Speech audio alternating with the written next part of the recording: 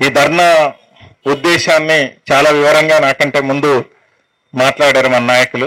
42% స్థానిక సంస్థల్లో విద్యా రిజర్వేషన్ల అడ్మిషన్లలో, అదే రకంగా ఉద్యోగాల్లో ఇప్పటిదాకా ఉన్నటువంటి రిజర్వేషన్ 23% ఉంది.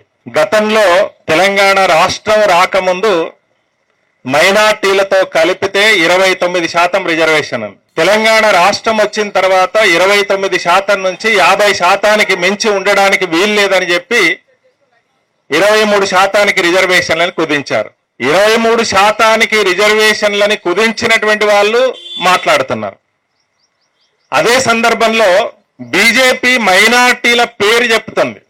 వాస్తవంగా బీజేపీ ఆర్ఎస్ఎస్ జీన్స్ లోనే బీసీల పట్ల వ్యతిరేకత అణువణువున దాంట్లో ఉంది. ఈ రోజు కాదు, ఈ రోజు తెలంగాణ రాష్ట్రంలో 23% ఉన్నటువంటి బీసీ రిజర్వేషన్లని 42%కి పెంచుతున్నారు. కాబట్టి ముస్లింలు అనేటువంటి ఒక అంశాన్ని తీసుకొని వచ్చేసి బీసీల రిజర్వేషన్లకు వ్యతిరేకంగా వాళ్ళ ఆందోళన చేస్తున్నారు. ఈ రోజు కాదు, మొత్తం భారతదేశంలోనే బీసీలుగా ఉన్నటువంటి వాళ్ళు అనేక కులాలున్నాయి, ఉపకులాలున్నాయి, తరతరాలుగా అణచివేతకు గురవుతున్నారు. ముఖ్యంగా సంచార జాతులున్నాయి, సేవా కులాలున్నాయి. ఇవన్నీ కనీసం ఒక నివాసం కూడా లేనటువంటి పరిస్థితి ఉంది. ఒక విద్యాలయానికి వెళ్లి చదువుకునేటువంటి అవకాశం లేనటువంటి పరిస్థితి ఉంది. వీటన్నింటి మీద మండల్ కమిషన్ ఒక రిపోర్టునిస్తే ఆ రిపోర్టు ఆధారంగా 27% రిజర్వేషన్లు బీసీలకు అమలు చేయాలనేటువంటి ఒక నిర్ణయాన్ని ఆ రోజు విపి సింగ్ గవర్నమెంట్ నిర్ణయం తీసుకుంటే, ఈ మండల్ కమిషన్ కు వ్యతిరేకంగా, మండల్ కమిషన్ ఇచ్చినటువంటి రిపోర్ట్ కు వ్యతిరేకంగా ఆ రోజు కమండల్ యాత్రని వాళ్ళు ఆ రోజు బీజేపీ మొదలుపెట్టింది. ఆ రోజు మొత్తం భారతదేశ వ్యాప్తంగా అనేక రాష్ట్రాల్లో ఒక గొడవని సృష్టించింది. ఆ రోజు రాముడి పేరుతో యాత్రను నిర్వహించిండొచ్చు, కానీ ఆ రోజు ప్రధానంగా వారు తీసుకున్నటువంటిది, ఈ రోజు బీసీల కోసం తీసుకున్నటువంటి నిర్ణయం ఏదైతుందో దానికి వ్యతిరేకంగా వారు ఆందోళన నిర్వహించారు. సేమ్ ఆ రోజు భారతదేశ వ్యాప్తంగా బలహీన వర్గాలకు, వెనుకబడినటువంటి తరగతులకు రిజర్వేషన్లు విద్యారంగంలో, ఉద్యోగాల్లో ఇవ్వడానికి నిర్ణయం చేసినప్పుడు దానికి వ్యతిరేకంగా వాళ్ళు ఆందోళన నిర్వహించారు. ఈ రోజు తెలంగాణ రాష్ట్రంలో 23%కి కుదించినటువంటి బీసీ రిజర్వేషన్లని 42%కి పెంచినటువంటి సందర్భంలో ఈ రిజర్వేషన్లకు వ్యతిరేకంగా వాళ్ళు కొట్లాడుతున్నారు. మాట ఏదైనా చెప్పొచ్చు, ఆ రోజైనా ఈ రోజైనా బీసీలకు వ్యతిరేకంగా ఈ రోజు బీజేపీ మాట్లాడుతుంది.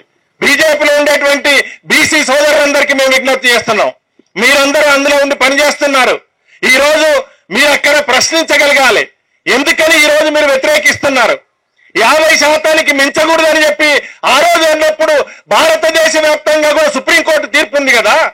దాంట్లో ఇప్పుడు అదనంగా ఈడబ్ల్యూఎస్ రిజర్వేషన్లు 10% వచ్చినప్పుడు మీరేం నోరు తెరవలేదు కదా, లేదా అప్పుడు సుప్రీంకోర్టు తీర్పు అడ్డం రాలేదా, అప్పుడు మాట్లాడలేదు బీజేపీ నాయకులు.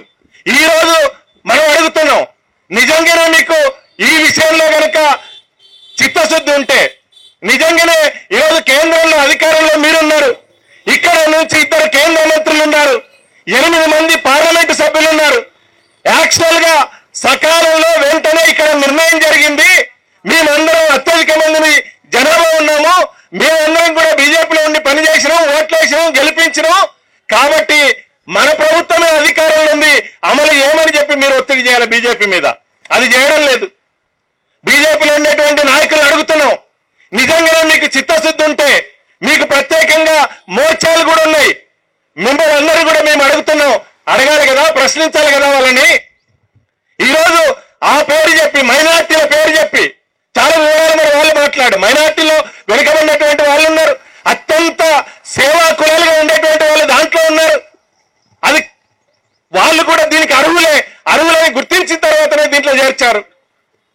దాన్ని పక్కన పెట్టి ఆ పేరు చెప్పి మీరు చేస్తున్నటువంటి వ్యవహారం అంతా, మీరు నిర్వహిస్తున్నటువంటి ధర్నాలంతా బీసీలకు ఇస్తున్నటువంటి ఒకేసారి దాదాపు రెట్టింపుగా 19% రిజర్వేషన్లు పెరిగితే, విద్యారంగంలో ఇప్పుడు మెడికల్ సీట్లలో, ఇంజనీరింగ్లలో, మంచి కోర్సులలో ఎక్కువ మందికి అవకాశాలు వస్తాయి.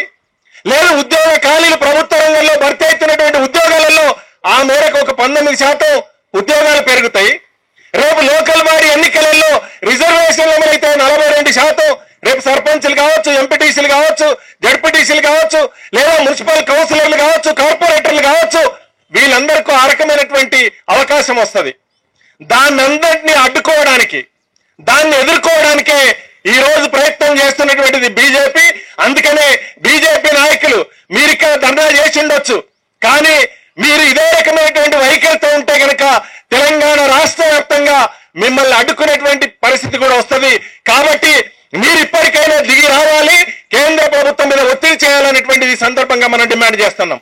అంతేకాదు, ఆర్డినెన్స్ తీసుకొని వచ్చి గవర్నర్ గారికి పంపితే గవర్నర్ గారు చేయాల్సినటువంటి పని ఏంటిది? రాష్ట్ర అసెంబ్లీలో తీర్మానం చేసినప్పుడు లేదా రాష్ట్ర కేబినెట్ ఈ రోజు ఆర్డినెన్స్ తీసుకొచ్చినప్పుడు దాన్ని ఆమోదించాలి. దాన్ని ఆమోదించకపోతే గవర్నర్ గారి గురించి ఒక్క మాట ఈ రోజు బీజేపీ మాట్లాడదు. గవర్నర్ గారు ఇక్కడి నుంచి ఢిల్లీకి పంపించేస్తారు, దాన్ని అట్లా పెండింగ్ లో పెడతారు.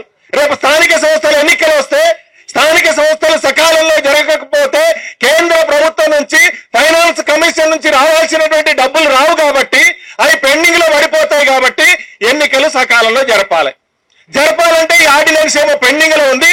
లేకపోతే ఏం చేయాలి? పాత పద్ధతి ప్రకారమే 23% రిజర్వేషన్ల ఆధారంగా ఎన్నికలు జరపాలి. అంటే ఇప్పుడు 19% అదనంగా రావాల్సినటువంటి, రేపు సర్పంచ్లు కావచ్చు, వార్డు మెంబర్లు కావచ్చు, ఎంపీటీసీలు కావచ్చు, కౌన్సిలర్లు కావచ్చు, వీళ్ళన్నీ కోల్పోతారు. కాబట్టి దీనికి బీజేపీ సమాధానం చెప్పాలి. రేపు అడ్మిషన్లు జరగబోతున్నాయి, మెడికల్ అడ్మిషన్లు జరగబోతున్నాయి, ఇంజనీరింగ్ అడ్మిషన్లు జరగబోతున్నాయి, విద్యా సంస్థలలో అడ్మిషన్లు జరగబోతున్నాయి. ఈ పిల్లలందరూ కూడా నష్టపోతారు. ఎంబీసీలు ఉన్నారు, అత్యంత వెనుకబడినటువంటి కులాలు ఉన్నాయి, తరగతులు ఉన్నాయి, నివాసమే లేదు, కొన్ని చోట్ల వాళ్ళ గ్రామం కూడా లేదు, తిరుగుతున్నాయి సంచార జాతులు. మరి వారందరూ ఈ అవకాశాన్ని కోల్పోతారు కదా. దానికి బాధ్యత మీది కాదా అని అడుగుతున్నాం. అందుకనే ఈరోజు బీజేపీ నాయకులు సమాధానం చెప్పాలి. బీజేపీ నాయకులు ప్రజాప్రతినిధులు ఉన్నారు, ఈ రేపు లేకులబాడు ఎన్నికలు కావచ్చు, లేదా తిరగడానికి వస్తున్నారు, వాళ్ళని నిలదీయాలనేటువంటిది కూడా ఈ సందర్భంగా సిపిఎం పార్టీ పిలుపునిస్తుంది. ఖచ్చితంగా ప్రజాక్షేత్రంలో బీజేపీని నిలదీసే దానికోసం కూడా సన్నద్ధం కావాలని చెప్పి ఈ సందర్భంగా తెలియజేస్తా ఉన్నాం. అంతేకాదు, మీరు నాయకులు మాట్లాడుతున్నారు, అనేక సామాజిక అంశాల గురించి మాట్లాడుతున్నారు, కానీ ఆచరణలో మాత్రం దీనికి మీరు వ్యతిరేకంగా ఉన్నారనేటువంటిది కరాఖండిగా కనబడుతుంది.